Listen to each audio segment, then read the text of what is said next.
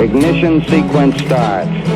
6, 5, 4, 3, 2, 1, 0. Liftoff. We have a liftoff.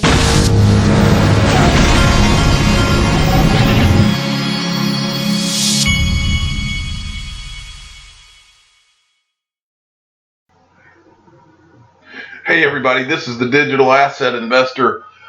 Today I wanted to start this video by going through a section of Coin Paprika, and if you've never been to this website, it's coinpaprika.com. This is one of the sites that I've kind of enjoyed using, but I wanted to show you a section of this website that gives you a little bit of market perspective. You click on Market Overview right here, and it pops up. And there's on this page, you can get a lot of good perspective on where the market is. And it also, I'll show you how it would be helpful in finding hidden gems in the crypto market. And I want to show you the type of things that I look at. The first thing that I look at that's interesting to me is this is the market cap, the all-time high for all of crypto, according to Coin Paprika. 835 billion. So that's January 7th, 2018. Bitcoin's all-time high was 20,089 on the 17th of December, 2017. This is the all-time high volume at 131 billion. All-time volume for the crypto market. Then they've got top 3 latest news, and then this is what I wanted to show you. I was going to look at the 7-day. These are the top 10 gainers. We've talked about Chainlink, which I don't own any of these folks, by the way. But these are over the last 7 days, these are the top gainers. Now, we talked about this a little bit, and C3 Nick kind of talked about it as well. The wrong way to invest in not just crypto, but anything, is to see these top 10 gainers. And I think probably at least 90% of the investing public invests like this. They would look at something like this and they would say, oh, Chainlink went up 91%, and they would go buy it. Well, that's the exact opposite of what the people do that really make the money in all markets. What the people do who make the money in all markets do is what I'm about to show you. What they do is they look at the top 10 losers, not necessarily the top 10 losers, more, I would say what my philosophy would be more likely to look at. And this is what I did with XRP. I bought XRP in 2013, more or less. This, and it was not a recently added, but these are recently added coins onto, I guess, Coin Paprika. Now look, we've got over around 2,300 and something digital assets, but these are the ones that have been recently added to Coin Paprika. Well, if they've been recently added, then that doesn't mean that they're necessarily bad. It could mean that they are a new company that's just started up.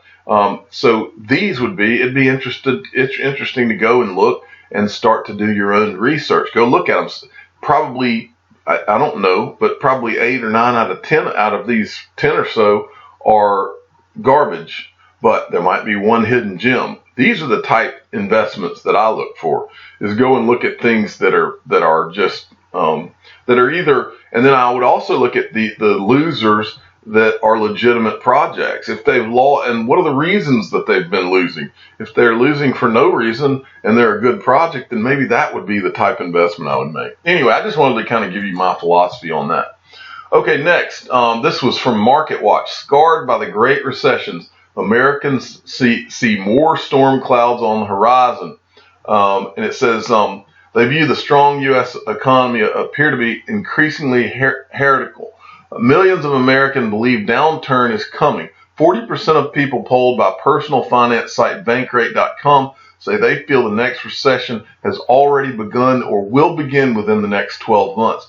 These feelings, however, are divided along political lines. Democrat Americans are almost twice as likely as Republican Americans to believe the next recession has already begun, according to the report. The stark contrast between Everyday Americans' assessment of the economy and what data say about the economy highlights the risk of talking ourselves into a recession. Well, I don't think there's any talking about it. I think that we've been in a bull run that has lasted way too long, as history shows, and it's been completely propped up by the central banks. And I believe a lot of people are in for a lot of hurt. And I think the people in digital assets will be doing really well, while a lot of these people will be doing really bad. That's just my belief. Okay, XRP Darren Fame 21 More had tweeted this out.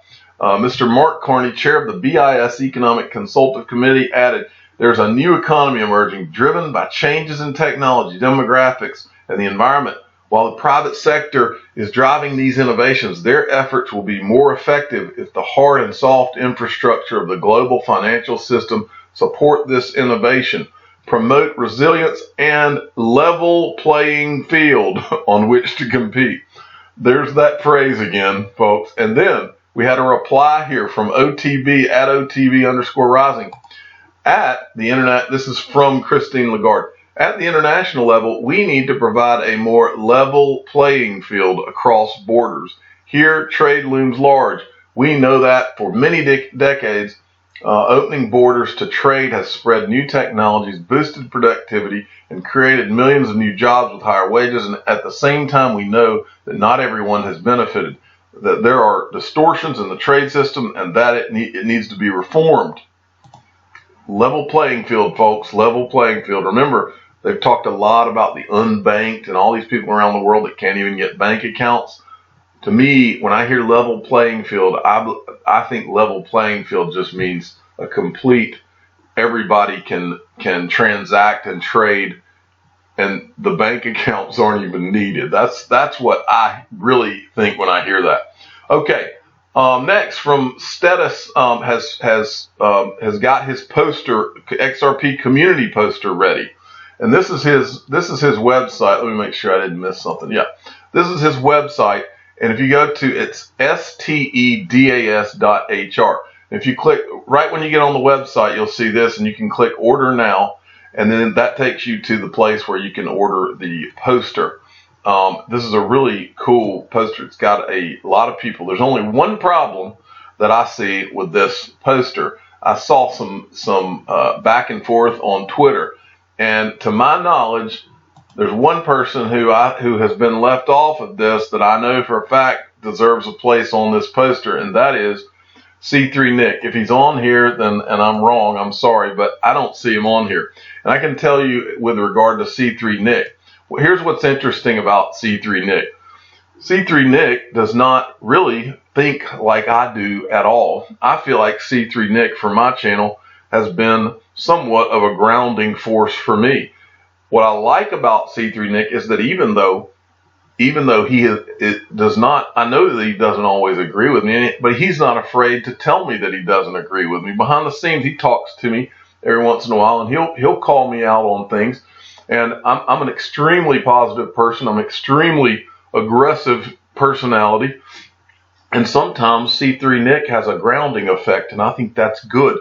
I think he's very good for the XRP community. So I don't know if this is too far gone. And I also don't believe that Status would have intentionally left him off. But if it's any way possible to get him on here, I would. Thank you. So go check out that the status.hr. Go check out his website and get that poster. He's a good guy and he provides a lot of good information. Extra hardcore at extra_hardcore_XRP sent me this. This is interesting, folks. This is from a guy, Baron's son at XRP_NIS. He said this was a deleted picture from the G20, but he said he apparently did a screen grab on it. And what this is, and this just is interesting. It says this is Lagarde. The G20 Leaders Summit had a special event on women's empowerment, and I was pleased to participate with Queen Maxima and Ivanka Trump and many others.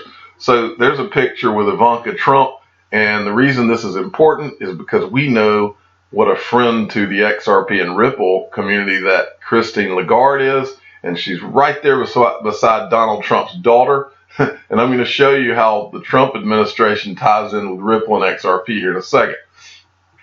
This is from Diane B at Living with Passion. Sent me this, and this was a tweet from Bank XRP at Bank XRP. Give him a follow. Securities and Exchange Commission, June 25th, 2019. Notice of filing of proposed rule change to amend NICE ARCA Rule 8.201, commodity-based trust shares of the United States Bitcoin and Treasury Investment Trust under NICE ARCA Rule. I don't know exactly what that document's about, but what he found a couple of interesting things in it. Down here it says released by Office of Public Affairs, Department of Justice, Ripple Labs resolves criminal investigation, available at justice.gov, and it says Ripple Labs resolves criminal investigation. Okay, now for those of you that see that, that might sound kind of freaky.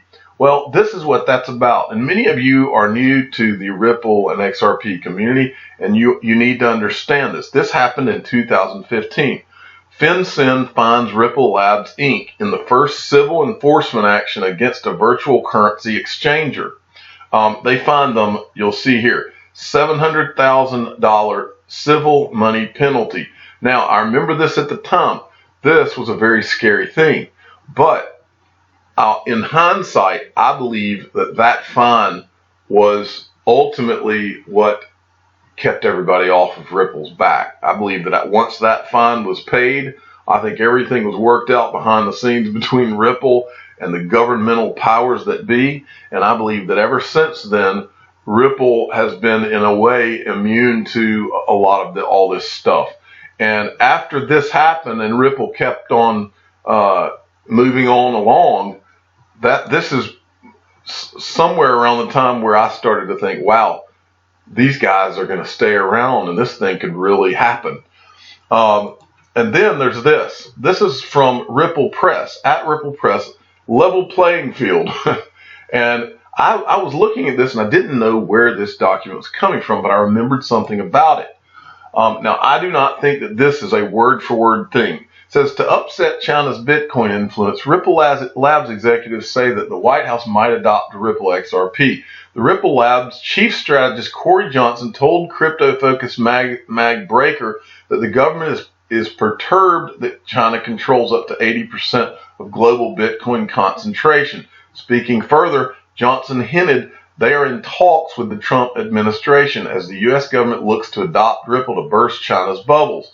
Okay, now that sounds crazy, the idea that is he telling the truth? Is this true? Well, here's the actual article. This is where that comes from. And you can go to it. It's breakermag.com.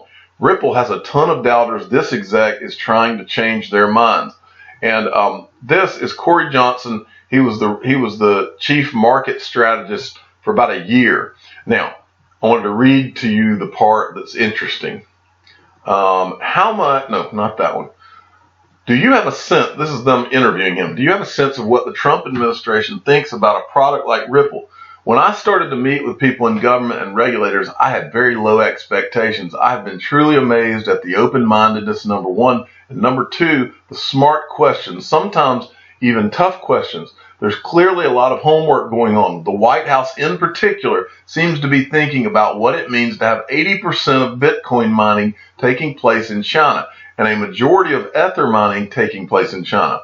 When you look at XRP, there is no mining. So from a foreign control aspect or from an environmental aspect, XRP is a very different beast.